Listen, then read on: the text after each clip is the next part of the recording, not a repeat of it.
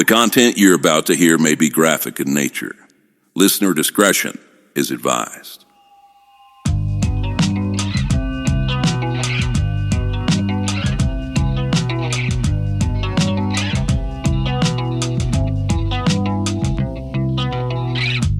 Oh, how I wonder what it's like to relax. See the sky down under. Hope my plans collapse. Oh, how I'm under the surface of my tears, falling down asunder the meaning of my years.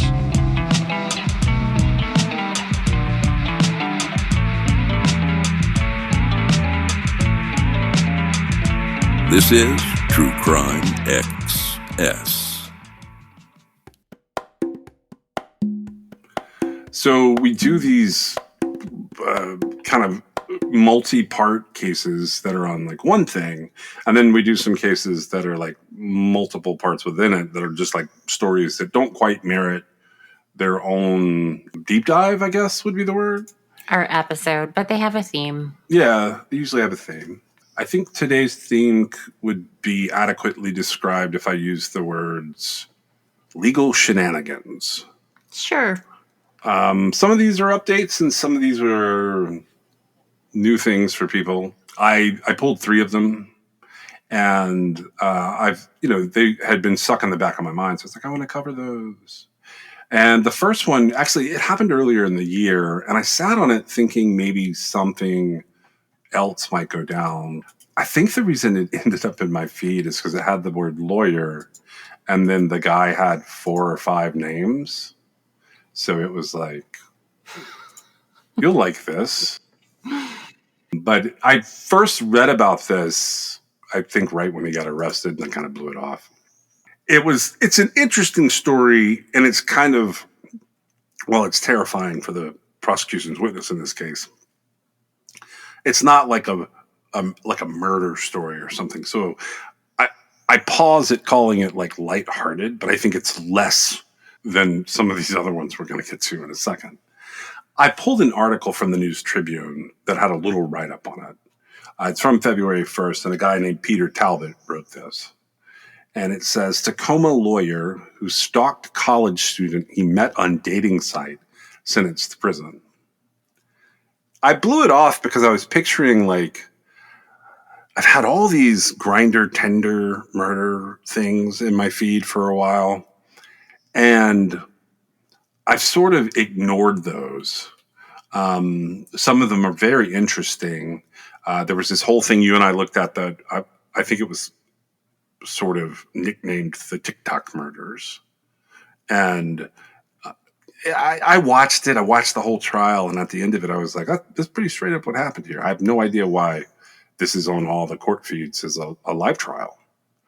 But this was not your normal Grindr, Tinder murder situation. It wasn't a murder to start with.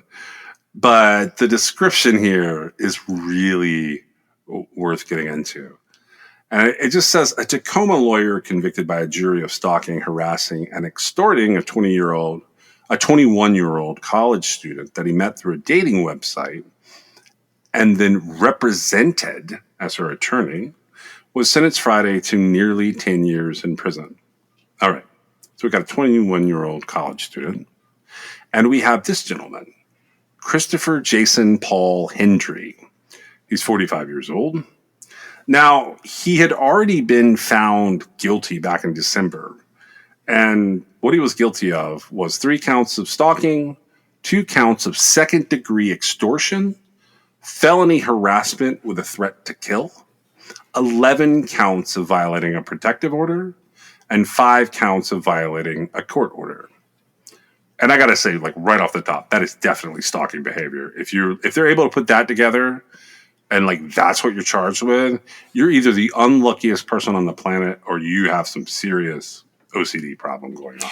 All I can think to myself is like the person, either side of this, okay, the defendant or the victim even, sitting and thinking to themselves, why, oh, why was I ever on that dating website? Yeah, we're going to get to that in a second because it has like some interesting thoughts there. So CJPH, who is the defendant here, I'm not saying his whole name over and over. He's a U.S. Army veteran, and he earned his license to practice law in 2019. So basically had it for 5 years, decided he didn't want to do that anymore. Just didn't want to resign, went a different way. He was previously the sole practitioner of a practice called Hendry Law, which is his last name. That was a firm focused on personal injury, estate planning, and employment law. He was also an intern for the Pierce County Prosecutor's Office from 2017 to 2019, which makes this weirder. He was in school. Yeah, I figured he was a 2L, 3L doing his work. The punishment is handed down by Judge Jennifer Andrews. She imposed 9 years and 9 months, so almost 10 years, for his setup here. He's found guilty by a jury, but she includes multiple sentencing enhancements because the jurors found that he was committing the felony stalking and the extortion and harassment with a sexual motivation.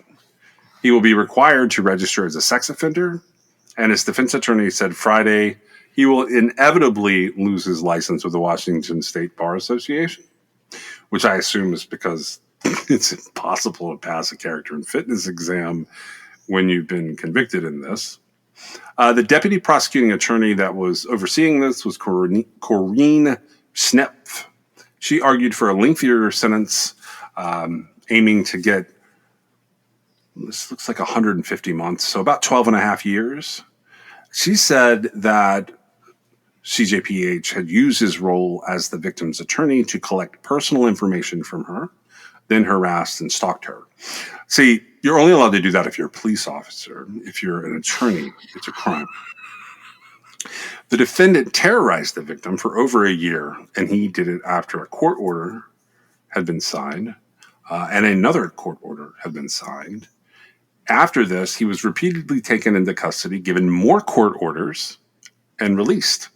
He completely disregarded the court's orders in this case, and his main point became the purpose of destroying the victim's life. So according to all these court records that they've gathered here, and Mr. Talbot has put in order for us, CJPH and the victim met in November 2021 through a dating website that connects older men with women looking for a, quote, sugar daddy, or a man to offer financial support in exchange for companionship and hookups. The name of this website is, quote, Secret Benefits. The victim was attending a college in Pierce County. She had been charged with DUI the month after she began talking with CJPH, and he said he would represent her pro bono. So pro bono typically means they're going to represent you free of charge, or they're going to tax the state, or they're going to tax like whatever funds are available for like the support to represent you, and they're going to do their part for free. I think he had a different definition in mind. Yes, his pro bono, I don't want to say it on True Crime Excess, but there is a hell of a pun in here. The victim tells the News Tribune the relationship had begun to spiral into uncomfortable territory after he volunteers to represent her. So they have this sexual relationship in January of 2022. That includes one encounter at the woman's dorm room that the woman alleged was not consensual. At this point in time, this leads her to obtaining a sexual assault protection order against CJPH. They had subsequent sexual encounters that the woman did not allege were non-consensual. In February 2022, so the next month, the woman tried to end the relationship with CJPH, and she began to receive harassing text messages and emails. So according to the prosecuting attorney's office, they said that CJPH was sending horrifying messages about the woman to everyone. He was posting her personal information about her online. He sent letters, emails, messages, information to her school in an attempt to humiliate her. He was arrested, and he posted a $100,000 bail bond. So he was released. But then, according to the prosecutors, he went right back to sending her messages. He was sending her messages that were designed for her to know that she could not escape from him no matter what. This is from a lawyer in our community who knows better than the average civilian the importance of a court order. That is a quote from Corrine. CJPH's defense attorney, Aaron White of the South Sound Law Group, said the case had never made sense to her. She tells the judge that CJPH was one of the best clients she'd ever had.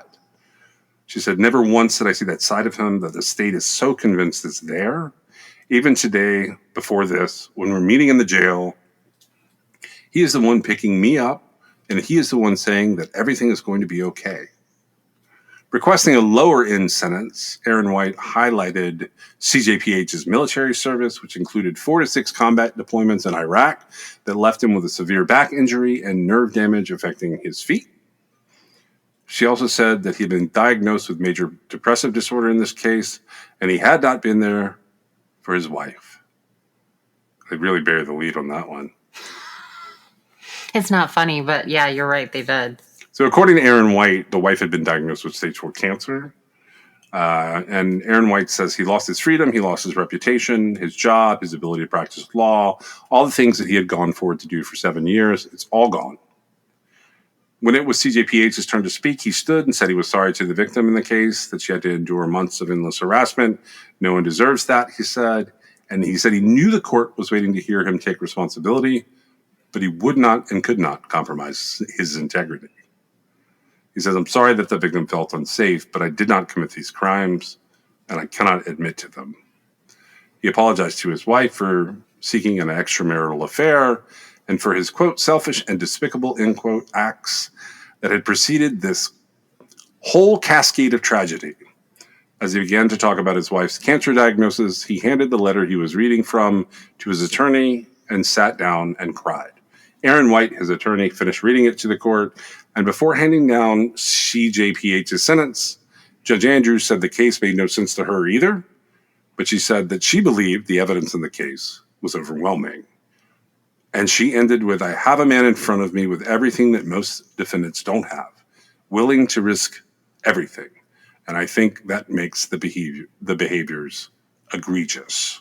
And I have to agree with Judge Andrews on that. That if even half of what they're alleging here is true in this jury trial that they put forward, like, this guy threw away his entire life for this. He did. But if we go back to, what was it? Secret benefits. So the whole concept behind that is like the whole sugar, I guess it's sugar daddies. I don't know if they have like an opposite, like if older financially stable women also look for younger men there. But the way that this case goes, it obviously was older financially stable men looking for younger females that they could have relationships with, right? Yeah. Sugar daddy type relationships. And if you think about that dynamic for a second, now, I'm not putting anybody down. People can do whatever they want. But that is setting someone up for a potential disaster. I mean, not that like regular dating sites aren't setting people up for potential disasters too, but if you think about the power dynamic of a sugar daddy situation, right? Yeah, it's not a great idea for a lot of people. You have to be very emotionally stable to begin with, which typically would lead one not to be in that type of situation. But I have a feeling what happened with him, if I calculated correctly, he got his law license when he was about 40. Give or take, yeah. Okay. And, sounds like his wife had cancer, I guess. I mean, that's not really brought up, and it's not really relevant, except that maybe It seems to be being used as sort of like it could be they're taking advantage of that situation or they're exaggerating it, but it kind of reads like they're just trying to put up a couple of mitigating factors and say, I think they're both using it for the sympathy factor, but also looking at it from the perspective of his life had already been crazy. I just don't know what the timing of it all is because they don't get into that. Well, sure, but and so he could have been perhaps seeking companionship because his wife was sick, like something to that effect, right? Right. And he loves his wife, but it's so stressful or whatever that he went elsewhere. But it seems to me like perhaps everything sort of culminated at 40, which is midlife. Right. And he thought he was setting up a situation that he wanted, and then it didn't go the way he wanted it to, which is exactly where it spiraled out of control, right? Yeah. Where if she had not tried to get rid of him, not have anything to do with him or whatever, I don't know exactly how that all went down, but it's almost like it fed him to try even harder. And that's like that's a really bad control issue. And it's fortunate no one got hurt, honestly, because it seems like now the non-consensual sexual encounter in her dorm room and then the subsequent consensual encounters, I mean, was she sending him mixed messages? I don't like to speculate real deep on that, but I mean, ultimately, I think that their whole arrangement from the beginning is a little weird. Yeah, I agree. I don't think he wasn't charged with rape, right? No, he was. He was not. He wasn't charged with any kind of sexual assault, but they make the allegation clear in here that one of the things he's violating is a sexual assault protective order, which you do have to at least allege there's been an assault to get those. I see. Right, I see. And, I don't know if no means no, whatever. It just seems that's a really odd thing to have it then, but, subsequent encounters were consensual. Well, what's going on, right? I will also say the fact that he's 45 and she's 21. Yeah. I would say right now in, 2025, people that are 45 versus people that are 21, they came from completely different worlds. They did, yeah. And it is, I think that's going to slap a lot of people in the face, honestly. I agree, yeah. Because the expectations involved, and especially when you're talking about like a romantic relationship or encounters or whatever it was, right? I feel like even a 21-year-old female going on a sugar daddy site, like, it doesn't mean she's given up all of her opportunities to say no to whatever's put out there, right? Yes. And I feel like a 45-year-old man could think that they could buy their way into anything. And that could backfire. You know what I'm saying? Yeah, I mean, look, you're right about the different ages. This could definitely all backfire.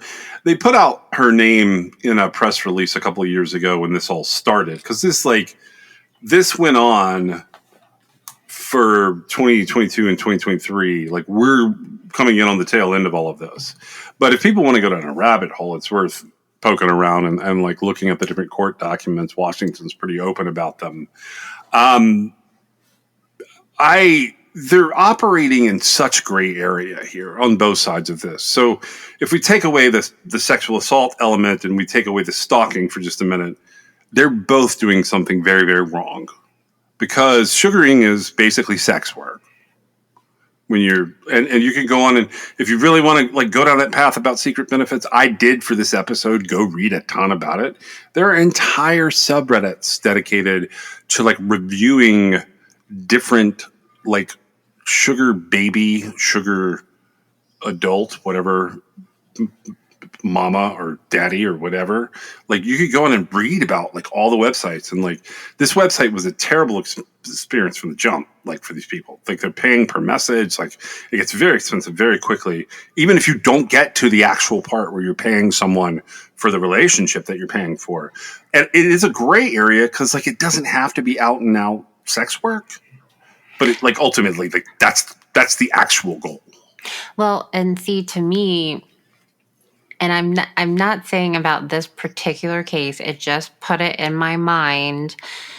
I can totally see a situation where a poor sugar daddy, and I say poor, I mean like emotionally poor, not financially, Right. gets sucked into a situation, especially since he's married, Right. where he's getting like blackmailed.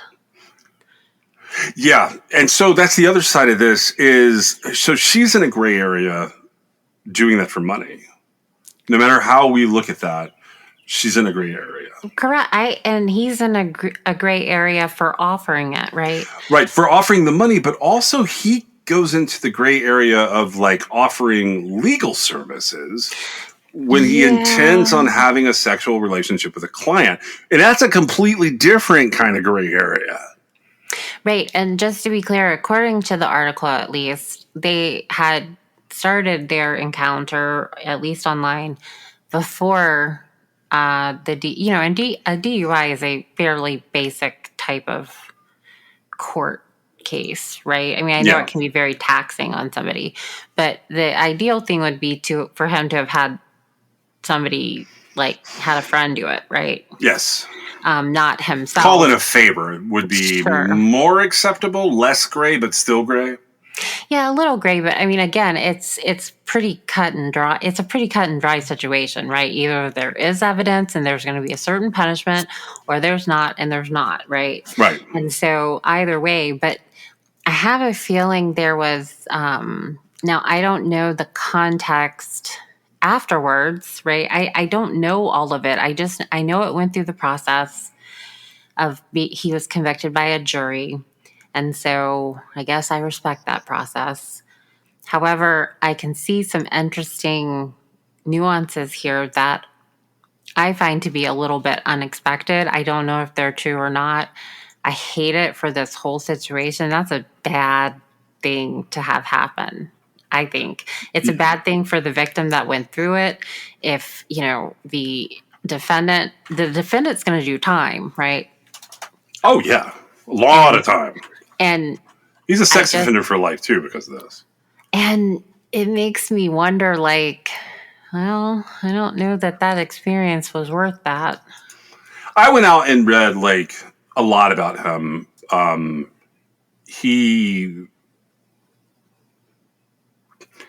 He's either a liar in the way that he presents himself to the world, which I think I'm leaning that way.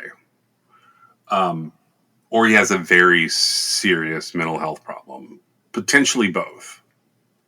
That is possible. Like he presents his military service as like it's completely overblown, at least to some degree. I'm just gonna say it. He's lying. Like he's lying about what he did because he couldn't have done what he says he did. And it's like it's a really weird nuance, but like it stuck out to me because he didn't put it on his LinkedIn. He put it on this like one page that's kind of him trying to build his first personal injury law practice setup. And once I saw that, I was like, okay, I don't believe him on any of this stuff over here. Do you think that this type of case ever happens if they didn't meet on secret benefits? No. Like, so this guy, like the way that shit works, he kind of presents himself as like this alpha warrior too. So if money's exchanged hands, I can't help but think that like there's a part of this guy that like thinks there's a little ownership going on. Well, and there's expectation with money. Yeah. I don't feel like he and this is just my assumptions, okay? But I don't feel like he necessarily was financially well off enough to be a true sugar daddy. Maybe he just had more money than he'd had previously in life. And, the as you're making that transition, he may have had greater expectations than anybody else would have had in a similar situation, right? Yeah, that coupled with probably he's a novice at the whole idea. Exactly. And then also, again, I don't know much about the history of it, but if he decided to cheat on his wife and this is what he got out of it, he might have had a lot of resentment, which might have fueled a lot of that, whatever was going on that ended him up in this court case, right? This criminal trial and being convicted. I picture this whole situation. I feel horrible for her being assaulted by this man.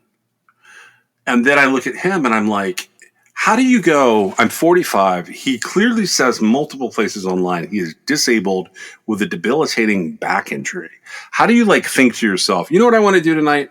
I want to find a 21-year-old girl online that I pay to take me to her dorm room to have sex that my body can't handle in a bed that I won't be able to manage with a person who is completely out of my league, if for no other reason than youth.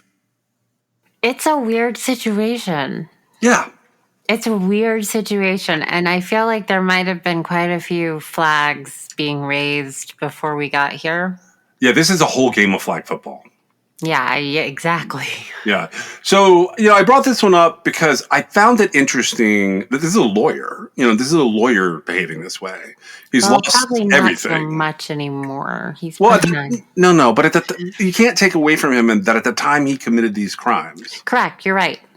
He understood the law. He was being given court orders. I know if he's bonding out on the amounts they're describing him bonding out on, which is like a $100,000 bond, if you put down a 10% bond, you can get out. So that means you pay 10 grand, you go away unless it's unsecured. So on that bond, there will be a release order. And that release order, which a lawyer can clearly read, it will definitely tell you to stay away from and have no contact, indirect or otherwise, and probably a lot of other language that says, don't contact this girl in any way. Even beyond the protective order, don't contact the witness in your case.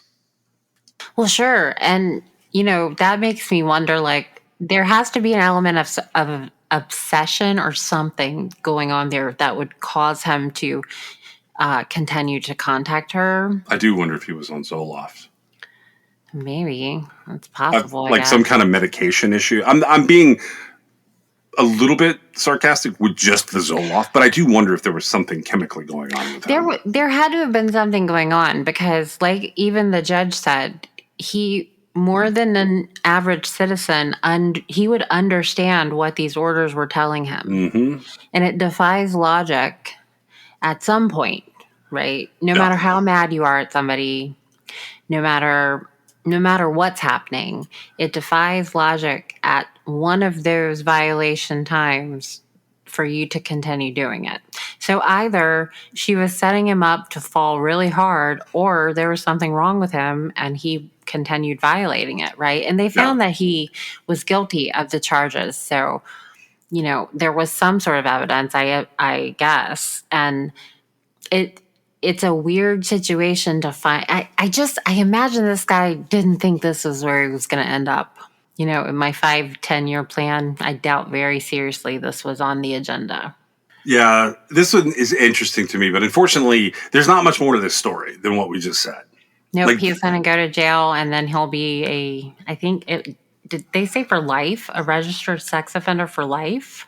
I heard that, but I couldn't back up that before we started recording. And I tried to look up how they tier things out there. I don't think he qualifies for the worst predator in Washington State, but I still think the crimes being as plentiful as they were might lend him to a 30-year registry or a lifetime registry. So I don't know that for sure, but he's going to at least be a sex offender for 10 years after he gets out in roughly 10 years. 9 years, 9 months. Yeah, just take a deep breath before you decide you're going to stalk somebody. Yeah. It's weird. So that's February that he gets sentenced, and then he goes off to prison. The next case involves lawyers.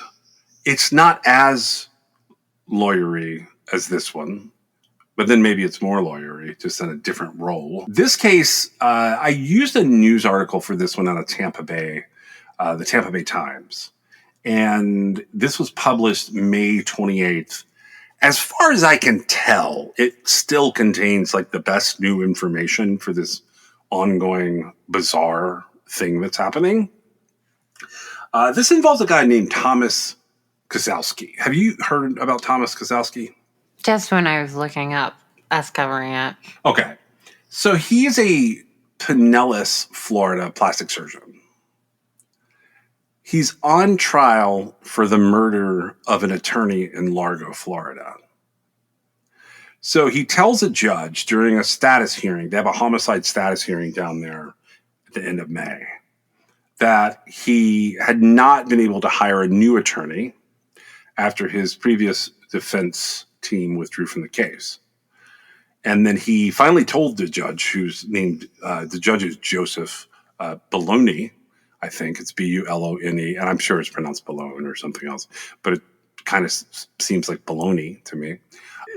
Thomas Kozlowski said that no one was willing to help him. And he said that he and his mother do not have the money to hire a private attorney. So my impression of this is that he spent money on some defense attorneys, and he found out a very hard lesson about being accused of capital murder of an attorney. And that is, on the one hand, not that many attorneys want to work with you. And on the other hand, if you kill an attorney, there's a strong possibility of a conflict with other attorneys that they have worked with, worked across from, been in court with, any number of things. So he may end up with a public defender. So that's what Judge Maloney asked him. He said, well, then maybe I should appoint the public defender, right? He's standing there in his orange jail clothes. And Thomas Kozlowski just, Tomaz, I guess. I don't know how you pronounce the first name. It looks like Thomas, but it's Thomasz. He just shrugs. And the judge asked him if he wants to represent himself or if he wanted a public defender. And the defendant did gather his wits about him enough to say that he did not think he should be representing himself. So they appointed the Pinellas Pasco Public Defender's Office to represent the defendant. And he's charged in the first-degree murder of a man named Stephen Cozzi, C-O-Z-Z-I. If they call this office the Tampa Bay Times, and Pinellas Pasco says exactly what I was just saying. They say they believe there's probably a conflict. So what happens in that instance, for those of you wondering out there, most good public defender's offices in major metro areas, and they will keep a list on hand of accredited attorneys who work as what's known as a conflict attorney. Say you are represented by the office that I work for. And later on, you get off of your charges, but they were serious felonies. So you were exposed to a couple of attorneys in my office during your time that you were waiting trial. Then there was a prosecution's witness in that case, and that was someone that we're just going to call Thomas. So you and Thomas are linked to a case. Your spouses and any of the other people who potentially could have been called as witnesses are then in conflict with all of the attorneys you worked with. If your spouse were to come into my office having been charged in a crime, then they would have to go to a conflict attorney to avoid the appearance of impropriety, because they need someone who's going to be able to zealously defend them. And the same is true with witnesses and experts kind of across the board. So in this instance, this guy has killed an attorney. The headline on this caught my attention, and I'm not sure how I feel about it. It says, Pinellas doctor accused of killing attorney to get court-appointed lawyer. So when I first read this, I was like, wait a second. I don't think that's what it is. They're accusing him of killing an attorney to get a lawyer? Because no. So, but I think that could be one of his problems. Yeah, that is definitely going to be his problem. So the judge is going to end up having to go through what's known as like a capital defender setup. Capital defenders are different than just regular public defenders because in most jurisdictions, if you're taking on capital cases, you have to be like aware of the different procedures that happen in a capital case in order to adequately defend effectively, someone charged with a capital crime. So in Florida, I learned that that's called the Capital Collateral Registry, and it's actually maintained by the JAC there, which is the Justice Administrative Commission. These are attorneys they keep on hand who are willing to take on these cases under the guise of being in the public defender's office. And they're paid for their work. It's not pro bono, like we had mentioned previously in the other case. It's paid work. It's just not very well paid. But they have a list of people willing to do it. And some of those people are doing it for the trial experience. They're doing it because they have a zealous soft spot for justice as true crime enthusiasts. Or they're really just there because they meet the qualifications and the requirements. And some of those cases are the cases that get a lot of attention. I think sometimes that's the thing that they're there for, is like the ability to get more cases from that case. Right. And I went a little bit further, and I just wanted to say that in his case, there are 336 documents that have been filed, and the majority of them are appointments and withdrawals of additional counsel. Because they're trying to find people that are qualified to take his case. The last person, there was they finally appointed, let's see, that was in May, right? Yes. May 28th is the rough date we're dealing with here. There's been 1, 2, 3. There's been 4 attorneys since then that have been appointed and withdrawn. Yeah, I saw that there was another status hearing coming up for June 25th, and it's likely going to be delayed because that's Tuesday. Wednesday. Yeah, more than likely. And so I guess the moral here is now he didn't kill the attorney to get a public defender. No. That I was making fun of the headline of the case of the article I picked. It seems like the moral of the story here is like, don't kill attorneys. Nobody will represent you. Yeah, this case is actually set already for trial, by the way. Well, when that article had come out, it was like 10 days before his trial was supposed to start, because way back in the beginning of the filings, I believe that he invoked his constitutional right to a speedy trial. Correct. But then that attorney withdrew. Correct. So where are we in life that this dude, he is literally, I don't know if they're seeking the death penalty or not. I have a feeling that there's not even been enough, there's not been an attorney on the case long enough to even have that kind of, conference to decide. But it seems to me like it is a little bit crazy that a potential death sentence defendant is having this issue. I wonder what's going on, because in the official filings, they of course don't, they put the the diplomatic appropriate sort of, this is why I need to be off the case. We don't get the other side of it.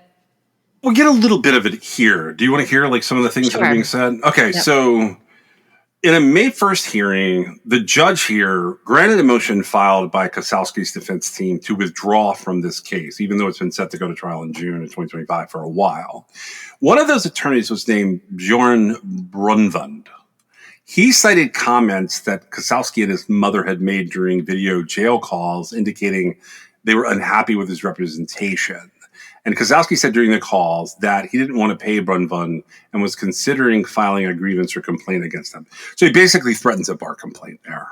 And what he doesn't realize is, so those jail calls are frequently pulled by the prosecutors and included in discovery because they want to give you as much possible. And sometimes it's because they're being thorough, and sometimes it's because they're taking a dig at you. And in this case, it's probably because they're taking a dig at whoever the defense was.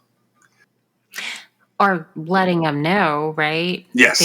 It would sort of be their, because to me that sounds like they're plotting to not pay, which is an odd thing to be concerned about when you're potentially facing the death penalty. Yes, it is. So he also said during the hearing that he had other reasons he didn't want to share with the judge in open court, but Kozlowski didn't want the lawyer to speak to the judge without him being there as well. So he didn't want any kind of ex parte communication, which I don't think that would technically be ex parte. He didn't want any communication between the judge and the attorneys without him being there.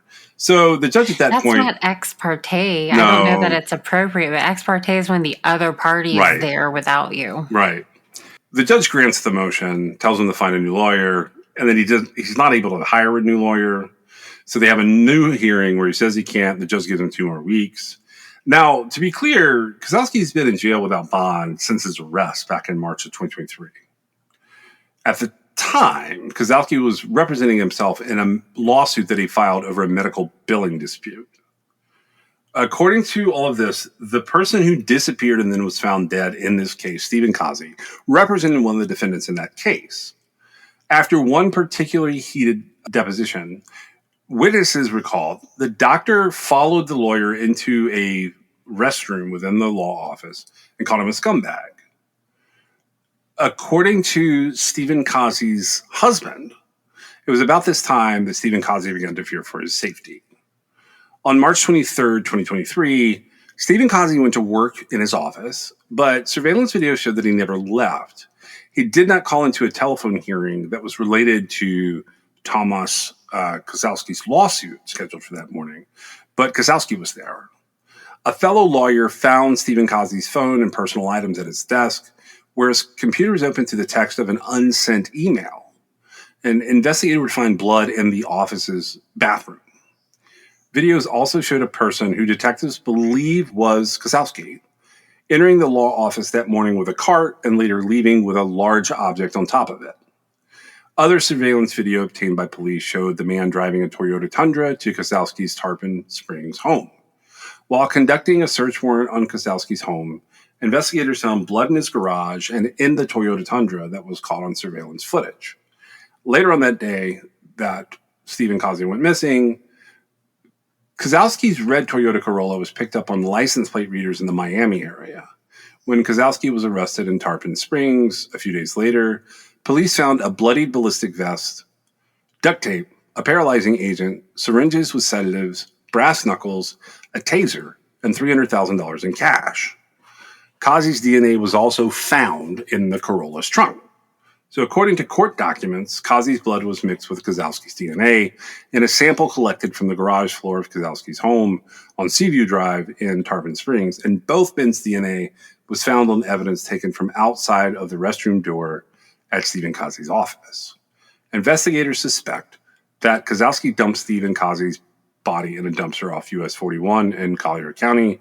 And according to this article, I don't know if this is 100% accurate, the body's never been found. So I'm going to go with that for now because this is Tampa Bay Times reporting that, and we're going to say his body's not been found. That's exactly why nobody's going to represent him. Yeah. So what's interesting about this is the best thing that can come out of this for the defendant here, which sounds terrible, is the potential for this to be considered a violation of his constitutional right to counsel of the Sixth Amendment. Yeah, but he's going to need an attorney to raise that for him. No, I understand that. But what I'm saying is, like, in terms of time and space, like, they're going to have to move forward. And a lot of this stuff, whether we agree with it or not, is potentially grounds for some level of appellate action later. Even though, like you said, it will take an attorney. Correct. And I do see a trend here, though, but if you take it into, if you consider what you just were talking about, so this dude was, did you say he was pro se in some sort of issue? In a billing lawsuit, yeah. Okay, and so he had sued somebody or he was being sued? It looks to me like he's suing to collect money from someone. Okay. Well, it's even weirder that you would go up against, like, Yeah. what the heck? I don't Right? know. I don't That's know. really weird. And he Because clearly had $300,000 cash at that time. and so what on earth? But you're gonna be really hard pressed to find that's a lot of evidence that you've got that you just spoke of, as far as the vehicle being on video and blood being found, and that's a lot pointing in the direction of guilt, right? I mean, it's certainly bolstering a prosecution's case, yes. And it's interesting to me that, defense attorneys will do a lot of things, but maybe this is the line. Maybe they won't defend somebody that very possibly killed another attorney. And this wasn't a personal thing. This was over this was over business, right? A billing issue, yeah. And the attorney wasn't personally known to the defendant, I don't believe. And he was just doing a job, right? Yes. And so Apparently doing it well. That's going to be really tough for anybody to defend, I think. It's fascinating. Yeah, it is fascinating. What are these documents you're sending me? Those are just the very latest on, like, the appointment. This is after the article. Right. It's the appointment of the attorney that was appointed to him, and then that attorney practically immediately withdrawing. With a conflict or something. Oh yeah, this person has scheduling conflicts. Like, they have a lot of trials coming on. And that's the other thing you're going to run into. Like, I will say this. If you guys want to go just down a rabbit hole and you like legal stuff, because I know I've had some people like talk to me about different legal things through email and some of the rare social media appearances I've made. The legal stuff has come up. A lot of times I have this very old Twitter account for True Crime Access, and people send things there. I've noticed a lot of those are missing people or custody cases. And I try to get back to all of them. If you're one of those type people that just likes reading legal documents that have sort of an obscure edge to them, this is the case for that. This guy's name again is Thomas Kozowski, Kosowski. His first name is Tomaszz. He's a Pinellas County, Florida plastic surgeon when all this begins. He's been in jail for over 2 years. And Meg is just sending me paperwork on it because, like, there's a plethora of paperwork to read on this case. Unfortunately, it kind of looks pretty straightforward to me as like from the discovery perspective. If they really have all of this and all this matches up, it would be hard to overcome that. But I've seen cases like this where that last name is throwing me off, and I haven't heard this guy talk. Have you heard him talk anywhere? Does he have an accent? I haven't heard him. If this guy were from someplace, had a big family, because mom's involved here, I could see like a brother or like a stepdad or like a close friend committing these acts on his behalf if there was something going on. I don't think that's the case. I just think that would be a possibility to explain some of it. But the rest of it, I think this guy did it, and like it's going to be very difficult to find counsel for him. If he does get off, it'll be on a constitutional violation for not being able to get it to trial. I think that it's going to be really hard, though. So what you would raise as a typical defense, as a defense attorney, it's almost like they won't cross that line here because it was an attorney just doing their job that was killed. It could be that too. And like, what's interesting about him is he doesn't strike me off the cuff as having a lot of friends and whatnot that they could point to and say, there's an alternative person. He clearly is accused of murdering an adversary in what to me looks like a civil/administrative business matter. That does not bode well. It's not going to, honestly. It's not, and especially if this is like any professional's worst nightmare, right? As far as Kind the of, yeah, victim, kind of. just, going about their business and going into work one day. And then, like, as far as the surveillance shows, he never left the office again, but a guy with a cart did, right? Yeah, That happened to be driving the same vehicle this dude did. yeah. And it's concerning, right? That's a very concerning. Yeah, then they track that vehicle back to the house and they find the DNA all over the place. He has all this crazy stuff in his car. And how is it that somebody that's a medical doctor, he's a plastic surgeon, how can it that somebody that's so smart be so stupid? Oh, I could totally see like God complex coming into play here. It And just seems like you would think that one all the way through and be like, I wonder like how that's going to end. yeah, I think with a lot of this stuff you and I cover, there's not a lot of critical thinking and there's certainly not a lot of thinking things through. Definitely not. I feel like that's pretty much the moral of the story for everyone that commits a heinous crime and gets caught. They just didn't think that all the way through because it's never worth it. Yeah, I've got like one last story to segue to. I'll say this, like I used to be of the mindset, just don't put yourself in that situation. I don't know that people plan on this though. That's what I was about to say. I think we've like either I was naive in thinking that the percentage was so low of random acts that like it would never affect me, blah blah blah, or maybe the acts were less prevalent when the population was lower and social media was less prevalent. I'm sure there's like a number of reasons, but like in the short period of 24 months, like I've gone to like having people threaten me for things and I'm on their side. And then a similar thing had happened to someone else very close to me. Like these things are playing out in court. And like you don't realize like how quickly something can be taken seriously. And like one of them was an open-ended threat to the person that's close to me, and the threat to me was someone that like I was supposed to be working for, and I felt like I was diligently working for them. But like having talked about these two cases, particularly the lawyer out of Washington and now the plastic surgeon out of Pinellas, like sometimes rational thinking, and I'm not even getting to critical thinking, just rational thinking completely escapes people. And they make a decision that is so impulsive and has such long-ranging and reaching effects on their life and other people's lives that they don't even realize it. Like, like we've seen things in the news recently about conspiracy theories and that can go the direction of politics or true crime, or like some of it's just like totally like normal blasé stuff is suddenly turned into this thing to put under a microscope.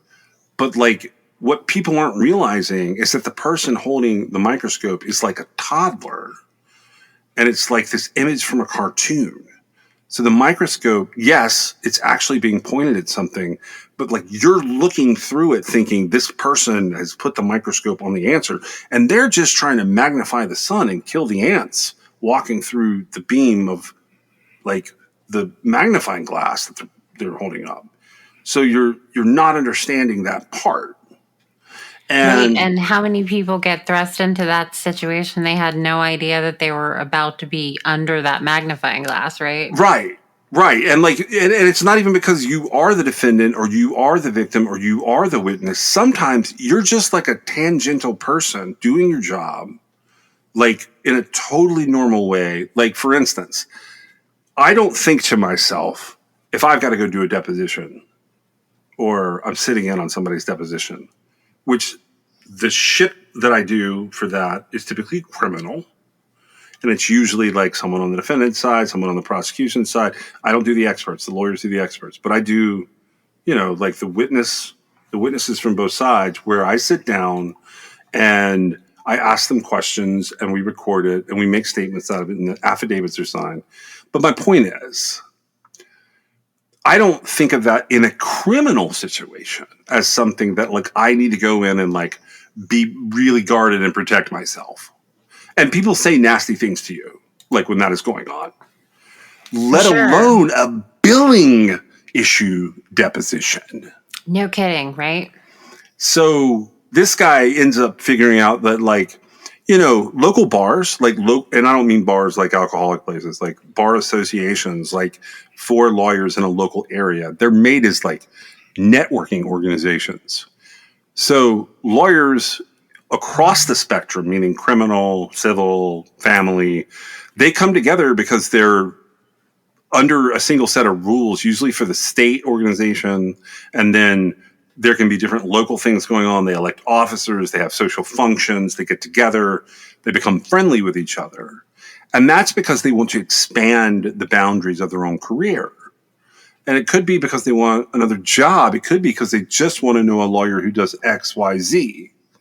So it's not just a matter of like, were they sitting in court together? Or did they work in the same office?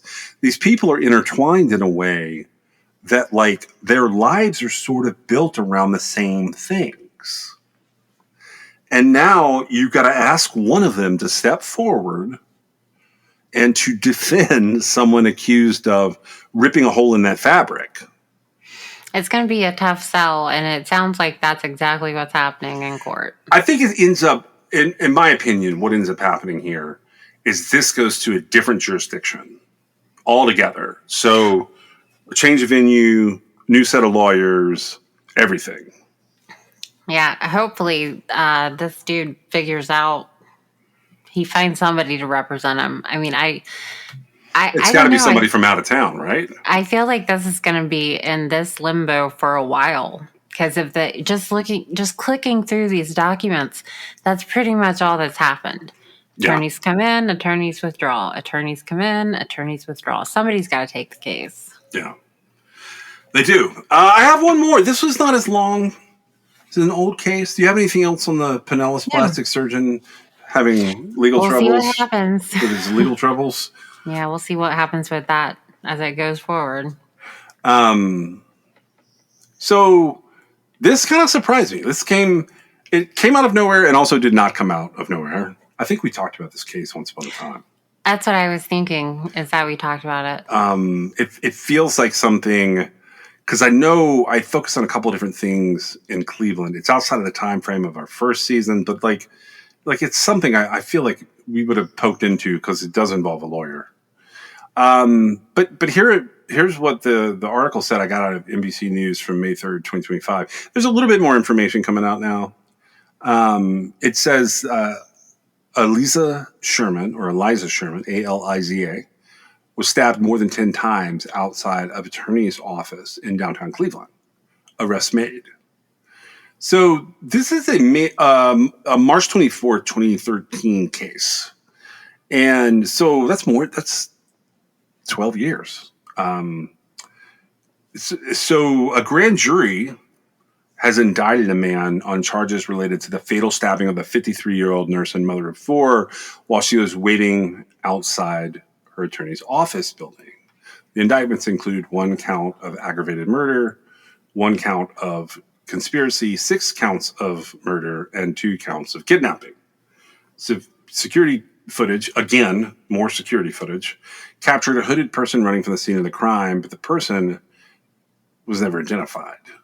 The case had remained unsolved for a long period of time. The Ohio Bureau of Criminal Investigations took on Eliza Sherman's case in 2021.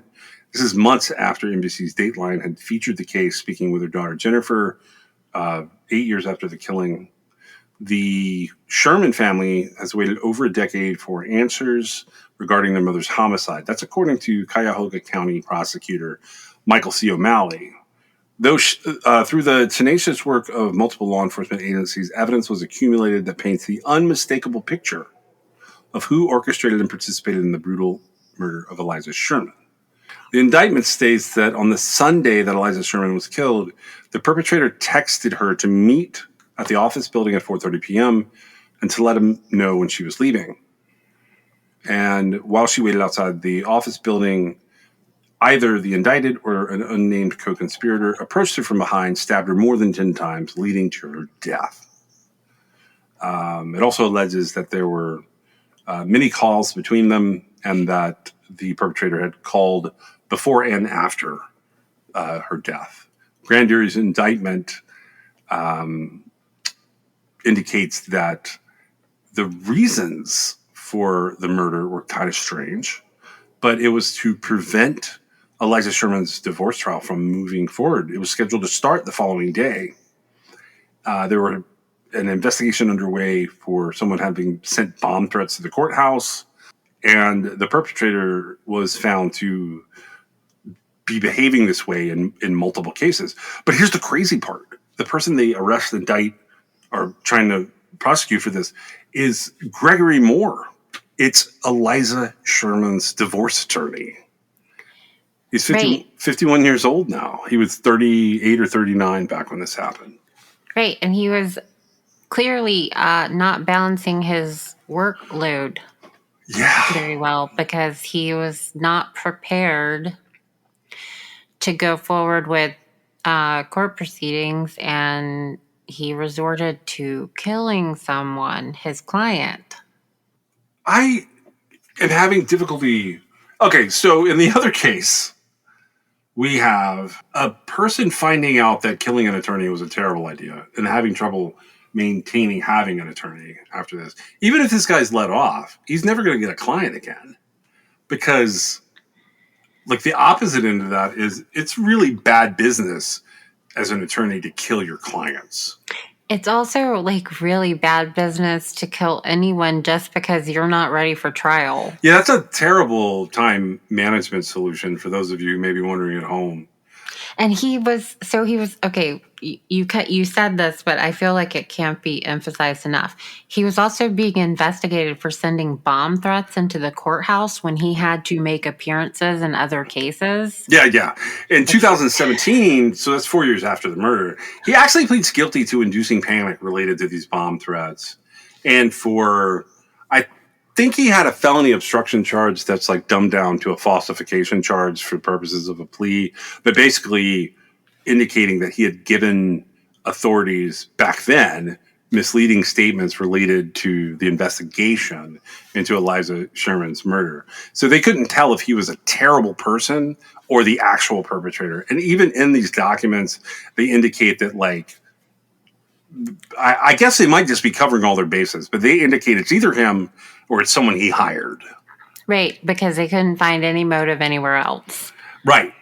And it's very interesting to me that I don't know what it is about the personality it takes to, I mean, because, you said stuff was still happening in 2017. Like, how long did this go on? Like, well, that stuff is him paying for the fake bomb threats. Right. And all he had to do is say, you know what? I'm not cut out for this job. Right? Yeah. Because that's essentially what it boils down to, right? He didn't have something that was necessary to move forward. And that's the weirdest thing to me. I'm sure he had so I imagine he had taken money for cases, and that's why he wouldn't just like say, I can't do this, right? Yeah. And obviously, as soon as you go into court and there's a judge and another attorney there, like they can call you out on your garbage, right? Yeah. And because he couldn't just say, look, I don't know what I'm doing, which I would highly advise that as opposed to killing your client. Yeah. Right? Because, I feel like it would be, it's sickening to me that somebody would, say, well, I can't do this, so let me kill her. What the heck? I have no idea what he's thinking when he does that. I mean, what burns him here, according to this indictment, which is interesting, this is a little bit more popular of a case than we normally would do in terms of it's been covered by a lot of content creators because, like, it's this, murder mystery. But according to this document they put out, the indictment itself, it states that, what puts the handcuffs on his wrist, so to speak, is his behavior surrounding how he interacted with his phone that week and the things that he was doing to bounce off one tower and another tower and turning his phone off and on. I mean, I can imagine this being a situation where he was like even pulling the battery if he had that kind of phone. And he ends up chucking the phone altogether and getting a brand new phone so that even if the authorities were to come to him with a search warrant, it's a brand new phone. It won't have like the information. But ultimately, what's changed a little bit in this case is they're better able to understand and analyze the information they had back then. So it's kind of like DNA, like where you've got the evidence laying there in front of you, but like maybe it takes a little less like to make a match, or maybe genetic genealogy comes along and you got a new way to search for people. It's the digital evidence that's like this now, where they're able to see what these different annotations they had before mean with actual relation to towers and switches and devices.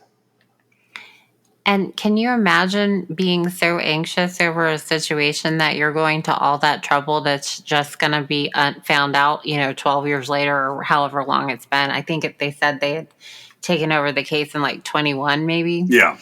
So can you imagine like you're sweating it so bad and like I almost feel like he didn't even really want to kill his client. That's just the only way he saw out of that situation. I don't even know how that works.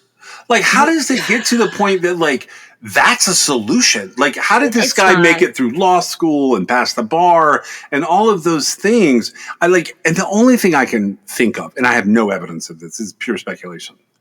When I think of an attorney doing something like that, I think of someone who is probably using either illicit or prescription off-label drugs. Yeah. Like, if you're using drugs, particularly, like, if like Adderall has been your thing in the past and like it worked and you were able to get through things and you've moved on to meth, like I could see that. Now, I have no evidence of this in this case. I'm just saying that is a thing I could see making murder seem plausible. I was going to say, if you feel like you had a better explanation, you might want to drop back to drugs because that it doesn't explain it, but it at least makes, sense as far as your brain was messed up, right? Yeah, and so like maybe there's some mitigating something in here, but the truth is, like you said, like it would have actually been better if he hadn't have done all that stuff. Like, don't make the phone calls. Like, just don't have any contact with it. Don't call her after her death. Like, just like go to court and act like everything's normal and wonder where she is. Right, and that's where it's sort of like, okay, so you're planning all of this cover up out, right? Yep. Instead of just saying, hey, let me find you another better divorce attorney that can handle this. Because, there's tons of attorneys everywhere that'll take on stuff. Of course, again, I think it was probably a financial thing, right? Yeah. Because he had already taken money and, who knows what he didn't do in that case if the trial was supposed to start, right? Yeah. And I still feel like just deep down in my soul that I could walk into a courtroom and say, Your Honor, I have bamboozled my client far before I would ever consider murdering them. Oh, yeah. I mean, I think, okay, if murder's on the table, okay, and correct me if I'm wrong here, maybe there's some other lesser crimes on the table. Things like just don't go to court that day. Just don't show up. You lose your bar license. No, you won't even lose your license. You'll get a letter of censure. You'll have to explain yourself to a judge.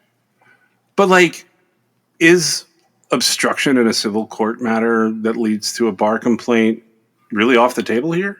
Well, he's now going to go to jail for murder, so I'm thinking maybe he could have done some other things here, and maybe not the bomb threats even. I also think that like he was not a good attorney. I mean, how juvenile is the bomb threat thing now? Well, that's exactly right. Like, how juvenile is that? Think of like, I don't know about you. I've never once considered ever calling in a bomb threat. I think it seems like it would be like sort of old and barbaric at this point to do something like that. But I remember as a kid being in school and there being bomb threats. Do you remember? I remember there being bomb threats, and I remember all the different drills and rehearsals we had growing up. Right. Which to me seems, I mean, it's sort of asinine that that even has to happen. But like it, and well, I would definitely not do that now because if you think you're going to get away with something you do on your cell phone now, I would say you're probably wrong. But it, think of the chaos that he put on, you know, what was the charge? Like inflicting panic or inducing panic? Yeah. And that's exactly what he was doing. And to me, that just seems like a whole lot more work than just bowing out of a situation you're too incompetent to handle. I really want to know more information about this. You said it was sort of a popular case. I imagine for a long time it was probably like, I bet it took a long time for them to come to like this conclusion, like level headedly. Because, of course, you would immediately think that something, because it's always the last person, right? The last person the person's with, right? Yeah. And this, in this case, she was waiting outside of his office, right, when it happened. Yeah.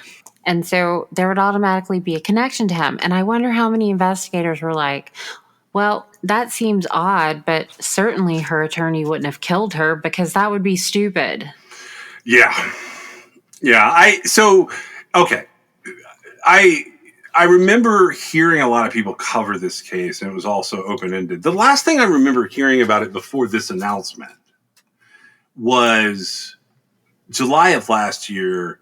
So we get different newsletters, and this was in a newsletter. So it's not a mainstream media source. So I'm not going to cite it.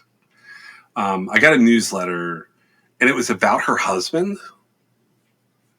And she was getting divorced from? Yeah, so the guy that was involved in the divorce. And I'm sharing it because it's interesting. I'm not sharing it because it has any inside baseball or anything. I'm sure people can find it on the internet if you go looking. I'm just not going to post the source of it. So it says, this is July 11th, 2024. It says, Dr. Sanford Sherman, the estranged husband of the late Eliza Sherman, recently died in Florida. Eliza Sherman was a 53-year-old in vitro fertilization nurse and Beechwood mother who was murdered in downtown Cleveland, March 24, 2013, 2 days before a divorce trial with Sanford Sherman, her husband, was set to start. Her murder remains unsolved 11 years later. Sanford Sherman, 68, so he would have been in his 50s, 57 or so, 56, 57.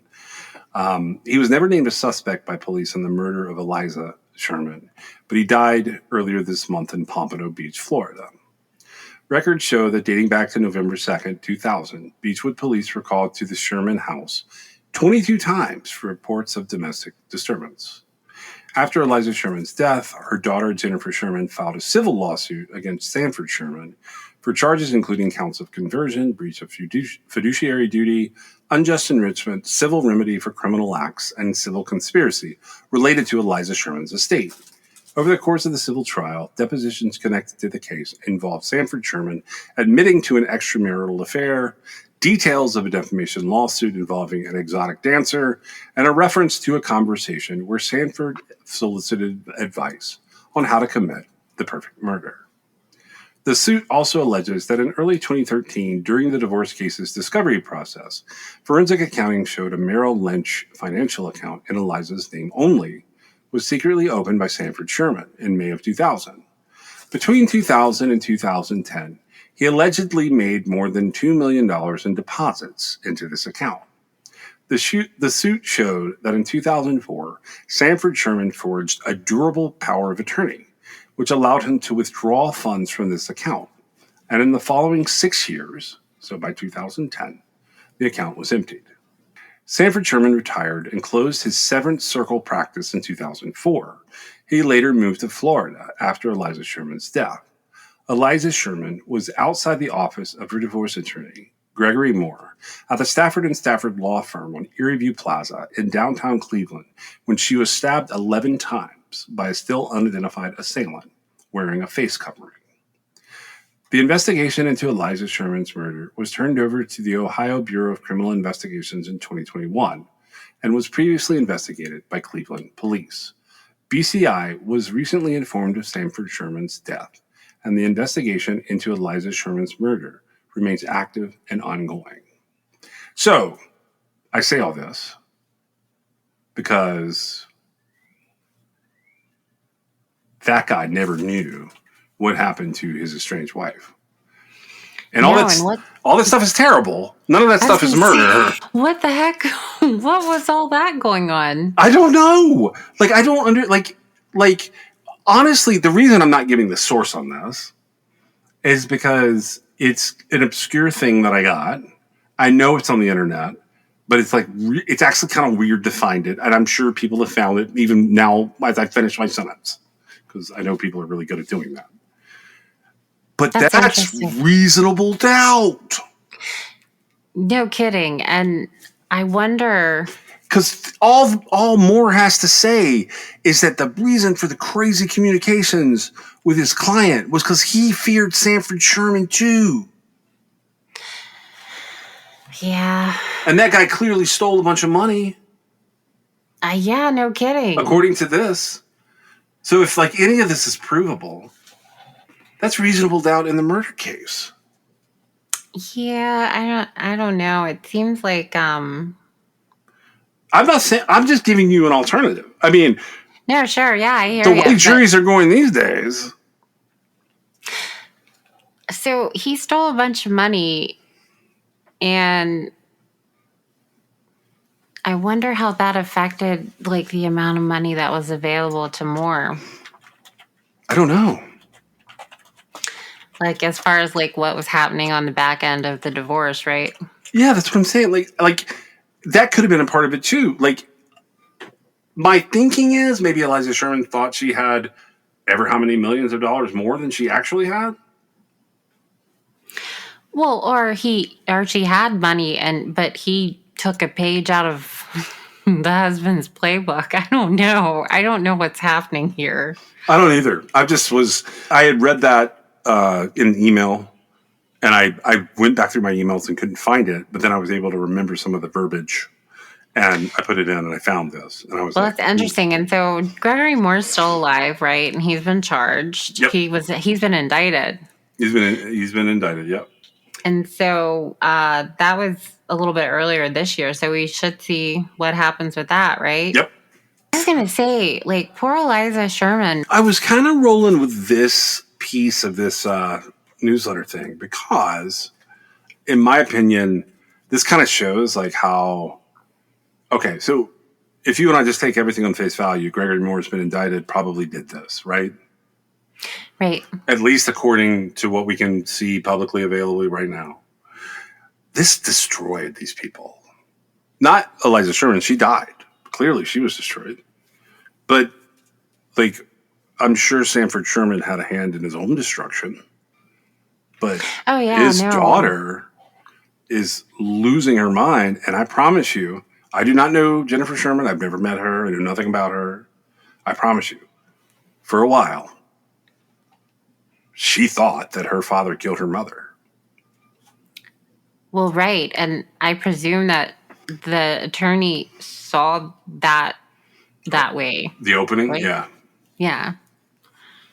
Yeah, this is a wild weird one. situation. It is, yeah. I'm interested to see how that one plays out. But I figured that was kind of a good way to wrap up this legal troubles case. And I thought this would be, all about basically lawyers. I know there's a plastic surgeon in there, but he has lawyer problems.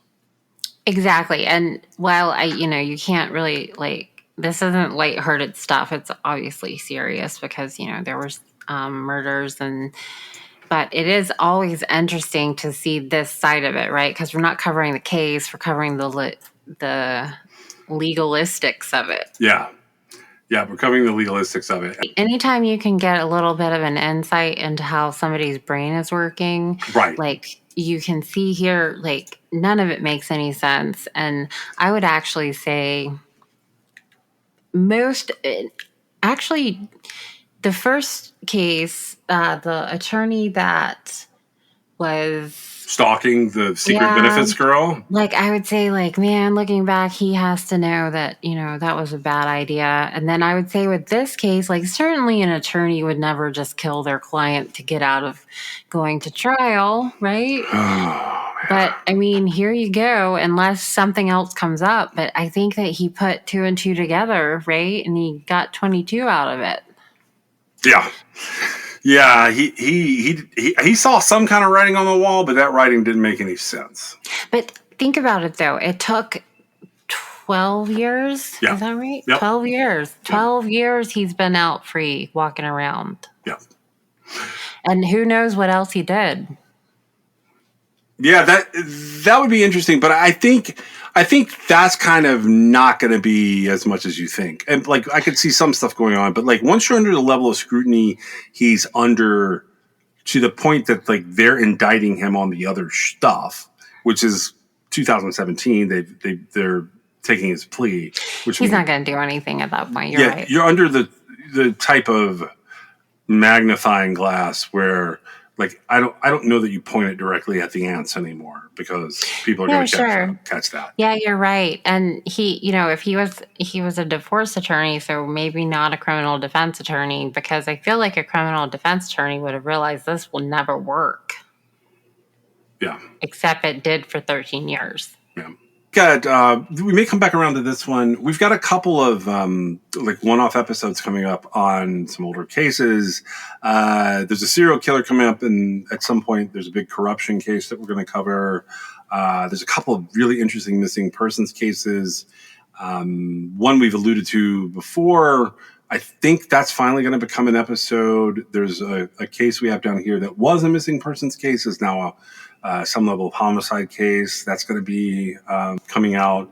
So we have a summer full of stuff for you. Just is kind of what I'm getting at here. And we will swing back around. We're going to do a long form series on a series of unsolved murders. By the time we wrap all of that up and sort of catch up on whatever's going on in true crime, I think it'll probably be like Halloween. It'll be like a holiday time, which hopefully we'll have something cool coming up later in the year. Yeah, that's all I have. Special consideration was given to True Crime Excess by LabRottiCreations.com.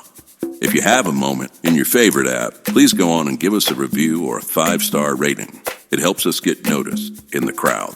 This is True Crime XS. You fall like the stars. I break things like guitars. Thick skin, no scars. We're in trouble, we took it too far. I don't want to go, but it's 'cause I'll disappoint ya. It's all I've ever dreamed of, something I cannot let go of.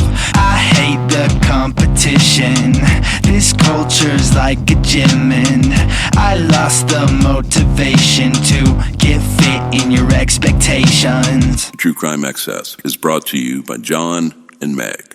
It's written, produced, edited, and posted by John and Meg. You can always support True Crime Excess through Patreon.com, or if you have a story you'd like them to cover, you can reach them at TrueCrimeAccess.com. Thank you for joining us.